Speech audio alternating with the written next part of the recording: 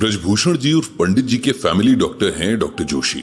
Doctor Joshi पंडित जी के गीता ज्ञान से काफी इंप्रेस्ड हैं। जब भी पंडित जी अपने रूटीन चेकअप के लिए उनके पास जाते हैं तो जोशी जी जरूर ये बात पंडित जी को बताते हैं कि वे हमेशा उनका ब्लॉग पढ़ते हैं और अब तो उनके पिताजी भी पढ़ते हैं। ऐसी ही एक विजिट में डॉक्टर साहब ने पंडित जी से एक रिक्वेस्ट की कि अगर पंडित जी के पास थोड़ा सा टाइम हो तो उनके एक डॉक्टर दोस्त पंडित जी को अपनी क्लिनिक पर बुलाना चाहते हैं। उनके दोस्त कैंसर स्पेशलिस्ट हैं।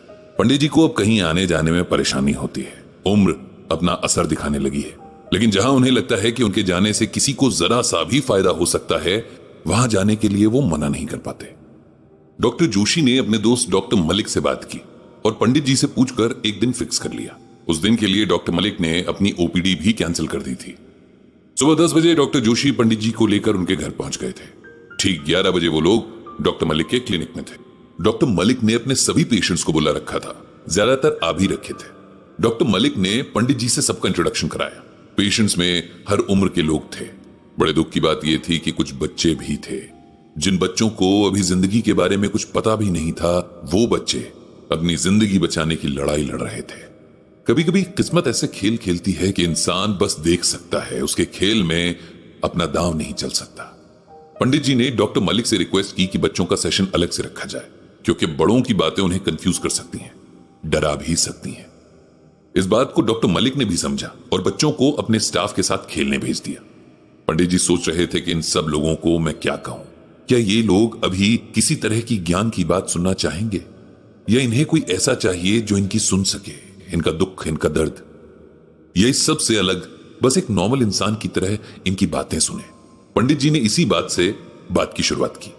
उन्होंने कहा कि उपदेश तो वे वैसे भी नहीं दे सकते, लेकिन आज तो उनका बस मन बात करने का है, और वो भी जैसी बातें आप लोग चाहें। हॉल में करीब 20 लोग थे। सब यही सोचकर आए थे कि गीता ज्ञान के रूप में कुछ नया जानने को मिलेगा।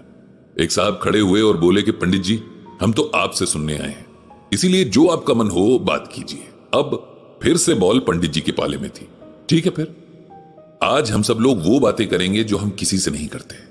उस डर को सबके सामने एक्सेप्ट करेंगे जो हम सबसे छुपाते हैं। आप में से जो भी इस बारे में बात करना चाहें कर सकते हैं। कुछ देर हॉल में सन्नाटा रहा। फिर एक सज्जन खड़े हुए।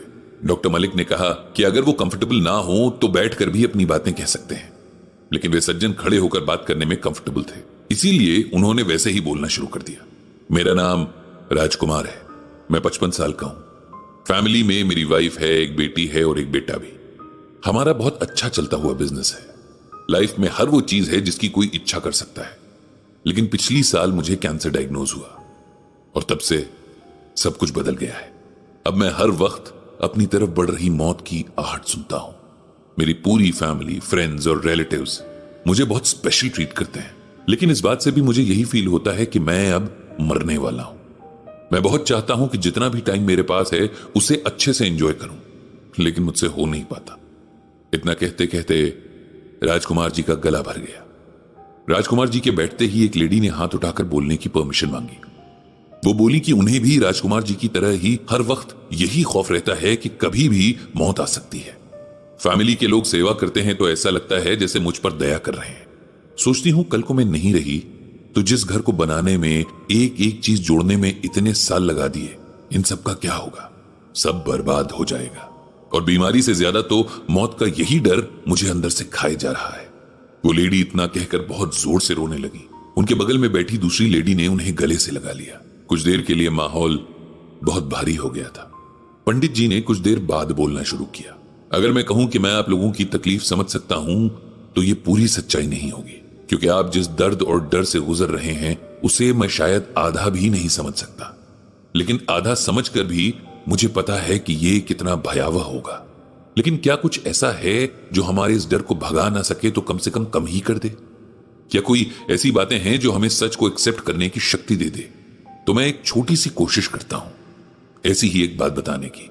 अगर इससे आपका डर थोड़ा सा भी कम हो जाए तो मुझे बेहद खुशी होगी। भगवान श्री कृष्ण ने गीता में कहा है, बहूनि में व्यतीतानि जन्मानि तव चार्जुन तान्यहम वेद सर्वाणि न त्वम वेद परम तप। इसका अर्थ यह है कि भगवान श्री कृष्ण अर्जुन से कहते हैं, हे अर्जुन, हमारा केवल यही एक जन्म नहीं हुआ है, बल्कि हमारे पहले भी हजारों जन्म हो चुके हैं, तुम्हारे भी और मेरे भी। फर्क ये है कि मुझे सभी जन्मों का ज्ञान है और तुम्हें एक ही जन्म का। इसीलिए मनुष्य जिस जन्म में पैदा होता है उसको उसी जन्म का याद रहता है, उसे और कुछ याद नहीं रहता। इसे सिंपल वर्ड्स में ऐसे समझिए कि आत्मा एक शरीर से दूसरे शरीर में आती जाती है, मौत सिर्फ शरीर की ही होती है। आत्मा तो अजर यानी कभी न बूढ़ी होने वाली है और अमर यानी कभी न मरने वाली है। किसी शरीर के साथ आत्मा कब तक रहेगी ये पहले से ही तय होता है। किसी शरीर के साथ कम तो किसी के साथ लंबा समय बिताती है। हम मौत से डरते हैं क्योंकि हम शरीर को सच मानते हैं, जबकि सच आत्मा है। अगर हम ये जान लें तो हमें कभी भी मौत से डर नहीं लगेगा। हमारे शरीर जो भी कष्ट झेलते हैं वो सब हमारी आत्मा के पिछले जन्मों के कर्मों का फल है। इसीलिए अगर अभी कष्ट है तब खुद को यह समझना है कि अगले सफर में आसानी होगी और साथ ही अच्छे कर्म भी करते चलना है। मौत जीवन का सबसे बड़ा सच है, इसे स्वीकार करने में ही सबकी भलाई है। हम उस दिन के लिए घबराते हैं जब हमारे शरीर की मृत्यु हो जाएगी, लेकिन हम ये तक नहीं जानते हैं कि वो दिन कौन सा होगा। क्या पता जो आपसे ज्यादा स्वस्थ हैं उनके शरीर आपसे पहले नष्ट हो जाएं। इस तरह से तो मौत के इंतजार में जो जिंदगी बची है उसे भी ना जीना बिल्कुल भी समझदारी नहीं है। भगवान श्री कृष्ण ने गीता में एक बात और कही है, कर्मजम बुद्धियुक्ता हे फलम त्यक्त्वा मनीषिणः जन्म बंध विनिर्मुक्ताः पदम गच्छन्त्य नामयम्। यहां श्री कृष्ण कहते हैं कि हे अर्जुन, भगवान की भक्ति में खुद को लीन करके बड़े बड़े ऋषि और मुनि खुद को इस भौतिक संसार के कर्म और फल के बंधनों से मुक्त कर लेते हैं। इस तरह उन्हें जीवन और मरण के बंधनों से भी मुक्ति मिल जाती है। ऐसे व्यक्ति ईश्वर के पास जाकर उस अवस्था को प्राप्त कर लेते हैं जो समस्त दुखों से परे है। इसे ऐसे समझिए कि अगर हम में से हर कोई इस जीवन और मौत के जंजाल से बचना चाहता है तब उसे खुद को भगवान को सौंप देना चाहिए।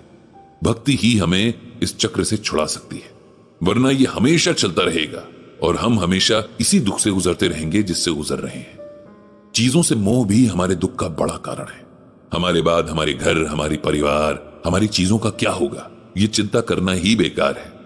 किसी के चले जाने के बाद भी सब कुछ चलता ही रहता है, रुकता कुछ भी नहीं है। इसे जितनी जल्दी समझ लें उतना बेहतर। पंडित जी की बातों से सब लोगों को थोड़ी हिम्मत मिली। अगली बार जल्दी ही मिलने का वायदा करके पंडित जी ने सबसे विदा ली। उनके मन में बस एक ही प्रार्थना थी कि सब लोग अपने अपने सच स्वीकार करें और उन्हें शांति मिले।